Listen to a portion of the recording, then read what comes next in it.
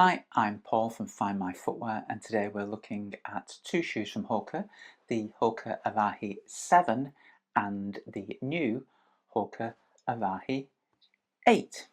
So we're going to look at what's improved, or has it improved, if there are any improvements in the new Arahi 8, what these updates are, and which one you should choose. So first of all, let's dive straight in. Now the Arahi 7 from Hoka was their mid-range support level shoe.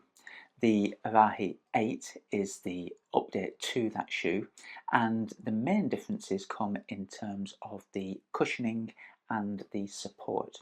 Now, in the Arahi 7, the support came via a J-shaped frame within the midsole cushioning.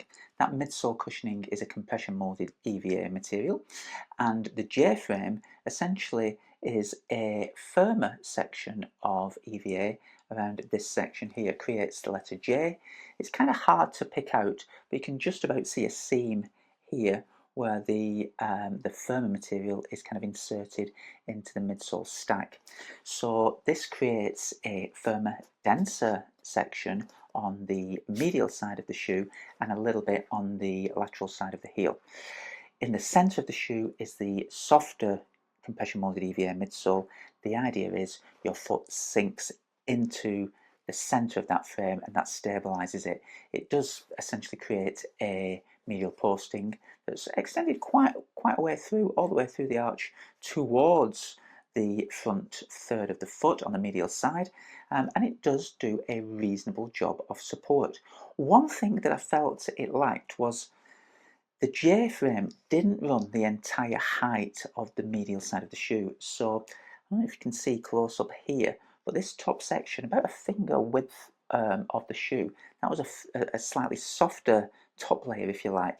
And I noticed that as the shoe became progressively worn by people that overpronated and needed support, that top section did compress quicker than the firmer J-frame, and it did start to creep the foot in a little bit, allowing it to overpronate a little bit, so it wasn't the most durable.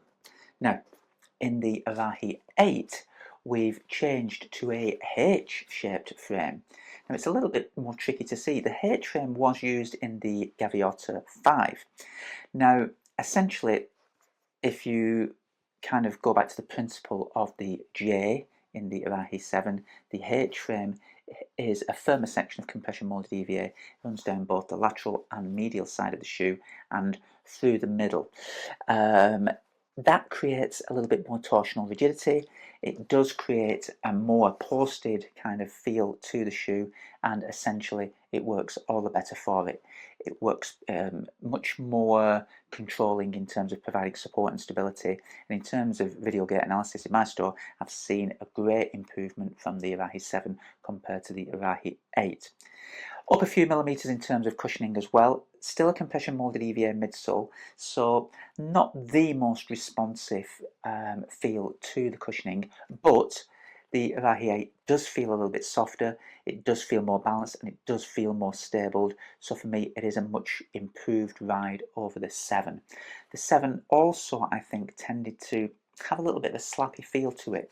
The Arahi 8 is a lot more smoother. Whether we've got a slightly different rocker to that, I'm not entirely sure what's going on. It is an 8mm drop in the 8, so maybe that tilts the foot forward, lifts the heel a little bit and rolls it forward a little bit smoother. But it does feel softer, smoother, more balanced and naturally more stable. The upper, I think, is an improvement as well. It's much neater, kind of a little bit more premium feel to it in the Arahi 8. So in summary, for me, Arahi 7 or Arahi 8, yeah, the 8 is an all-round improvement and it's certainly the one to go for. Any questions, as always, please stick them in the comments below. And please subscribe and share the video if you want to keep receiving updates when we post new comparisons and new shoe reviews.